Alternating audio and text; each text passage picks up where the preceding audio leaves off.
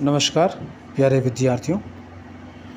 इतिहास में आज हमारी चर्चा का विषय रहेगा सल्तनत काल का सुल्तान बलबन। कई बार परीक्षा में प्रश्न आता है कि बलबन ने जो है अपनी ताज की प्रतिष्ठा में किस प्रकार वृद्धि की, या बलबन की उपलब्धियां क्या थी, या बलबन की लौह रक्त नीति क्या थी, या सल्तनत को सुदृढ़ करने के लिए उसने कौन कौन से सुधार किए, प्रयोग किए। तो मध्यकालीन इतिहासकार बलबन के बारे में बताते हैं कि बलबन जो है, बलबन का पूरा नाम बचपन में नाम था बहाउद्दीन गयासुद्दीन बलबन, जिसने 1266 से लेकर के 1286 तक जो है राज्य किया। लेकिन इतिहासकारों का ये भी मानना है कि जब बलबन सुल्तान बना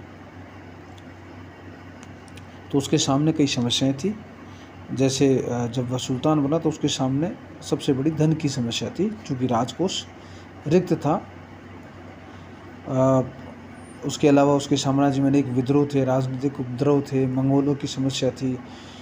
उनके समाधान के लिए, उन्हें दबाने के लिए सेना का गठन करना आवश्यक था, जिसके लिए धन जो थी, धन मुख्य रूप से उसकी आवश्यकता थी। इसके अलावा जो थे राजपूत शासक थे, उसका भी उपद्रव था, उसको भी दबाना था। उसके अलावा बलबन के सामने संशी अमीरों की भी समस्या थी। दरबार में षड्यंत्र आरंभ हो गए थे। इसके अलावा जो है अपने साम्राज्य की रक्षा के लिए मंगोलों के आक्रमण को भी सामना करना था। इतिहासकार अवध बिहारी पांडे ये लिखते हैं कि साम्राज्य के विभिन्न भागों में विद्रोह होते रहने के कारण जो है सुल्तान का जो है राजकोष रिक्त हो चुका था। मंगोलों के हमले से आंतरिक अशांति भी फैली हुई थी, प्रशासन भी शिथिल था।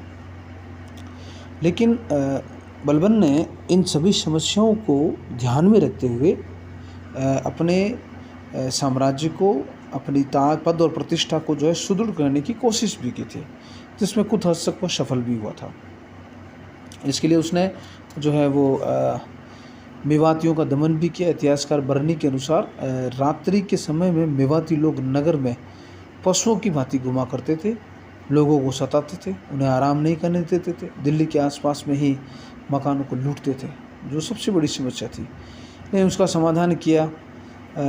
जहाँ पर वो रहते थे उनके जंगलों को काटा था, सैनिक चौकियाँ स्थापित की। इस प्रकार मेवातियों का भी दमन किया। दोआब के विद्रोहियों का भी जो है दमन किया, जिसमें काम्पिल्य, पटियाली, भोजपुरी आदि जो विद्रोह थे उनका दमन किया। कटेहर का जो विद्रोह हुआ था, जहाँ अशांति हो गई थी,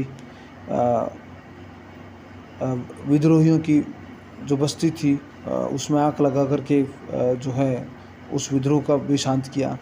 तुगरिल, बंगाल में जो तुगरिल था उसने विद्रोह कर दिया था बलबन में, उसके भी विद्रोह को जो है दमन किया था।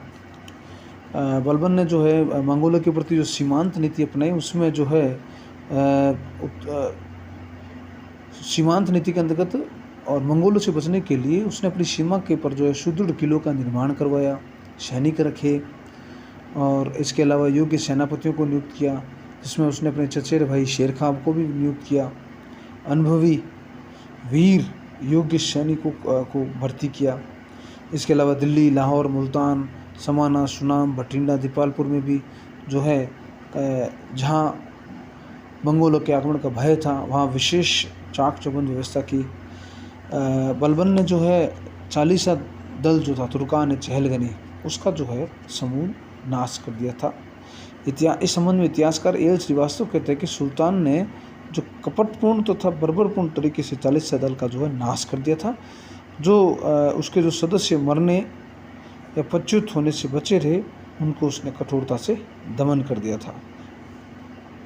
इसके अलावा बलबन ने जो है अपने पद और प्रतिष्ठा की वृद्धि के लिए क्या किया था, सुल्तान ने सर्वोच्च पद बनाए रखने के लिए यह घोषणा करवाई कि देवी अधिकार, जो सुल्तान के अधिकार है, राजा के जो अधिकार है वो देवी अधिकार है, निरंकुश होना चाहिए, उसके ऊपर किसी का अंकुश नहीं होना चाहिए।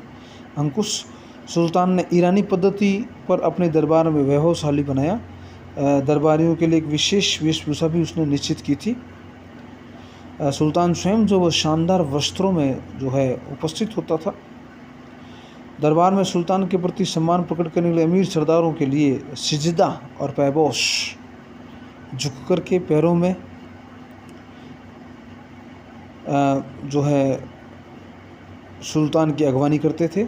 सभी दरबारियों और सरकारी पदाधिकारियों के लिए मद्यपान निषेध कर दिया था। बलबन ने सदैव गंभीर मुद्रा में शासन किया था, दरबार की मर्यादा को बनाए रखता था और अपने प्रिय पुत्र और राज्य के उत्तराधिकारी मोहम्मद की मृत्यु का समाचार सुनकर भी जो है बलबन विचलित नहीं हुआ था और शासन कार्य जो है उसमें निरंतर लगा रहा। लेकिन जैसे ही दरबार का जो समय था समाप्त हुआ, उसके पश्चात वह अपने निजी कमरे में जाकर के फूट फूट के रोया था। इतिहासकार बर्नी कहता है कि बलबन के दरबार के ठाठ और वैभव देखने के लिए 100-200 मील से दूर भी हिंदू और मुसलमान अनेक शासक सरदार महाराजा राजा महाराजा आया करते थे, जो उनकी शान देख करके चकित हो जाते थे। दिल्ली में पहले किसी सुल्तान का ठाट बाट इतना नहीं था जितना कि बलबन का था। बलबन ने अपनी कुशल राजनीति के कूटनीति के बल पर केंद्रीय शासन व्यवस्था को भी मजबूत कर लिया था। उसने गुप्तचर व्यवस्था को भी सुदृढ़ किया था। राज्य के अंदर और बाहर होने वाली सभी जो घटनाएं थी उसके ऊपर समय पर उनको जो है सूचनाएं मिलती रहती थी। न्याय व्यवस्था को भी जो है उसने कठोर सुदृढ़ किया। सैनिक व्यवस्था को जो है उसको भी जो है बलबन ने सुदृढ़ किया। इसके अलावा जो बलबन के सिद्धांत थे राजत्व के, उसमें बलबन स्वयं जो था वो राजा के देवी अधिकारों को मानता था। सुल्तान जो है वो निरंकुशता में विश्वास करता था, जिससे उसकी ताज की प्रतिष्ठा में वृद्धि हो। उसके अलावा बलबन ने स्वयं को शाही वंशज होने का दावा भी पेश किया था। अपने आप को स्वयं को जो है आदर्श अनुशासन का पालन करते हुए एक शासक के रूप में प्रस्तुत किया। न्याय की प्रतिष्ठा को पुनः स्थापित किया, शक्तिशाली सेना का गठन किया था। इस प्रकार बलबन ने अपने शासनकाल में जो है अनेक समस्याओं के होते हुए भी इतिहासकार एल श्रीवास्तव कहते हैं कि बलबन ने सैनिक संगठन की क्रांतिकारी परिवर्तन नहीं किए, किंतु उसकी जागरूकता और कठोर सैन्य मंत्री ब्यौरे की वस्तुओं के प्रति अत्यधिक जागरूकता होने के कारण योग्यता और मनोबल में उसकी उन्नति हुई। सल्तनत की शक्ति वास्तव में उस पर ही निर्भर थी। इतिहास के एक नए विषय के साथ कल फिर हम चर्चा करेंगे। तब तक के लिए धन्यवाद। जय हिंद, जय भारत।